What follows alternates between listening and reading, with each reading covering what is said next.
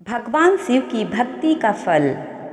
भारत के दक्षिण में स्थित देवगिरी पर्वत है, जहाँ सुधर्मा एक तेजस्वी ब्राह्मण और उनकी पत्नी सुदेहा दोनों सुखपूर्वक रहते थे। उनके पास कोई संतान नहीं थी। ज्योतिष के मुताबिक उनको संतान नहीं हो सकती थी, लेकिन उसे संतान की बहुत इच्छा थी। अतः उसने अपनी छोटी बहन का विवाह अपने पति से करवा दिया। पहले तो उन्हें यह बात पसंद नहीं थी, लेकिन अपनी पत्नी की जिद के आगे उन्हें झुकना पड़ा।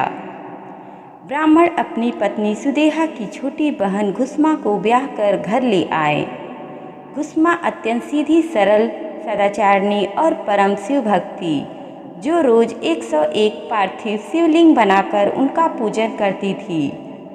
भगवान शिव के आशीर्वाद से उसको बहुत सुंदर और स्वस्थ पुत्र रत्न की प्राप्ति हुई। दोनों ही बहन उस बालक से अत्यंत प्रेम करती और उसका पालन पोषण करती। इस तरह दिन बीतता गया। एक दिन सुदेहा, जो पहली पत्नी थी, उसके मन में संदेह पैदा हुआ कि छोटी बहन इस घर पर और मेरे पति दोनों पर कब्जा कर चुकी है। संतान भी उसी का है। अब यह विचार उसके मन में धीरे धीरे जगह बनाने लगी। समय बीतता गया, बालक की शादी हो गई, लेकिन सुदेहा का विचार नहीं बदला, बल्कि वह और बढ़ता गया। फिर एक दिन वह घुसमा के पुत्र को रात में रोते हुए मार डाला। फिर उसके शव को उसी तालाब में फेंक दिया, जिसमें घुसमा रोज शिवलिंग पूजन के बाद डाल देती थी।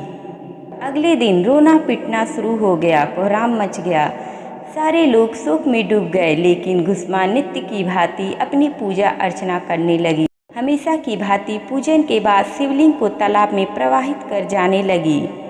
तो उसी समय उसका पुत्र तालाब से निकलकर बाहर आता है, अपनी माँ का चरण छूता है, सदा की भांति जैसे कुछ हुआ ही नहीं। उसी समय भगवान शिव भी प्रकट होकर घुसमा से वर मांगने को कहते हैं। वह सुदेहा के इस कृत्य के लिए दंडित करना चाहते थे और अपना त्रिशूल चलाने ही वाले थे कि घुसमा ने भगवान शिव से प्रार्थना की कि प्रभु, यदि आप मुझ पर प्रसन्न हैं तो मेरी बहन को माफ़ कर दो। निश्चित रूप से यह एक घिनौना काम है, लेकिन आपकी कृपा से मुझे मेरा पुत्र वापस मिल गया, इसलिए आप उस पर दया करें और उसको माफ़ कर दें। दोस्तों, कहानी अच्छी लगी तो लाइक करें, शेयर करें, कमेंट करें और चैनल को सब्सक्राइब करें। Thank you.